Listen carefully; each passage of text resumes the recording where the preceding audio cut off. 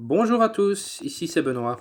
Voilà, je fais une petite vidéo pour partager quelque chose parce que j'ai été invité dans plusieurs groupes de discussion dans diverses dénominations.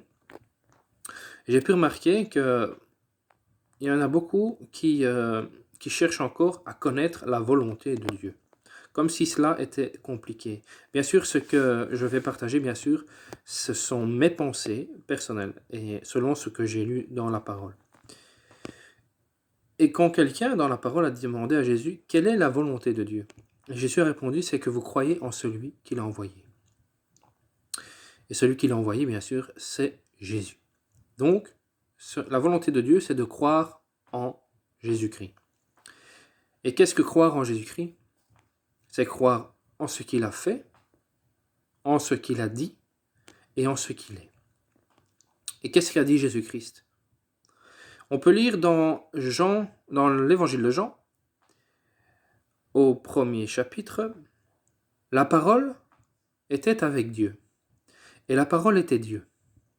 Et quelques versets plus loin, vous pouvez lire la parole s'est faite chair. Cela veut donc dire que Dieu s'est fait chair. Et qui est devenu chair, c'est le Christ. Bien. Donc, nous pouvons dire et affirmer, selon ce qui est écrit, que Jésus est Dieu. D'ailleurs, quand on lit dans l'évangile de Jean, au chapitre 14, le Seigneur Jésus-Christ est très clair là-dessus. Il dit à ses disciples qu'il est le Père, tout simplement. Il suffit de lire et de la méditer, ces paroles, et de bien réfléchir à ce que je viens de vous dire. Donc, Jésus nous appelle à croire en lui, car c'est la volonté de Dieu. Et Jésus a parlé ainsi dans Matthieu chapitre 5 jusqu'au chapitre 7, en donnant le sermon sur la montagne. Je vous invite à lire ces passages et à les mettre en pratique. Mais qu'est-ce qu'il a dit aussi? Il a dit « Celui qui m'aime et qui me suit fera les œuvres que je fais. Et d'ailleurs, il en fera de plus grandes. » Quelles sont ses œuvres? Eh bien, il prêchait la bonne nouvelle, il imposait les mains aux malades et il chassait les démons. Voilà ce que nous devons aussi faire. C'est-à-dire prêcher l'évangile, la bonne nouvelle, imposer les mains aux malades et chasser les démons. Et baptiser les gens au nom du Père, du Fils et du Saint-Esprit. Je m'explique un peu sur le fait au nom du Père, du Fils et du Saint-Esprit. Qu'est-ce que c'est?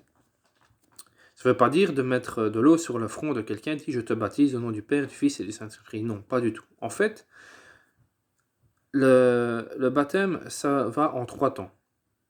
La repentance, le baptême d'eau et le baptême de l'Esprit. Donc, quand on dit « je te baptise au nom du Père », ça veut dire que vous êtes là et vous vous êtes repenti de vos péchés. Ça, c'est au nom du Père. Au nom du Fils, c'est le baptême d'eau, par immersion. Vous vous lavez de vos péchés. C'est le baptême pour le lavement des péchés. Le baptême d'eau, ça a aussi 3 différentes significations. En tout cas pour ma part.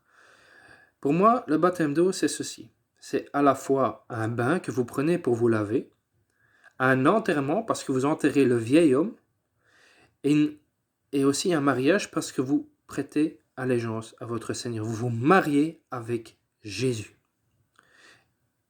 Ça, c'est ce que je pense du baptême d'eau. Et ensuite vient le baptême de l'Esprit, c'est-à-dire que vous recevez l'Esprit Saint.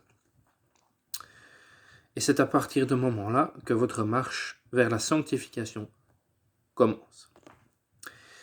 Et la sanctification, c'est de lire la parole et de la mettre en pratique et de la méditer tous les jours aussi souvent que possible et de renoncer à toute forme de choses que ce monde a à offrir parce que ce sont des distractions qui vous éloignent de Dieu.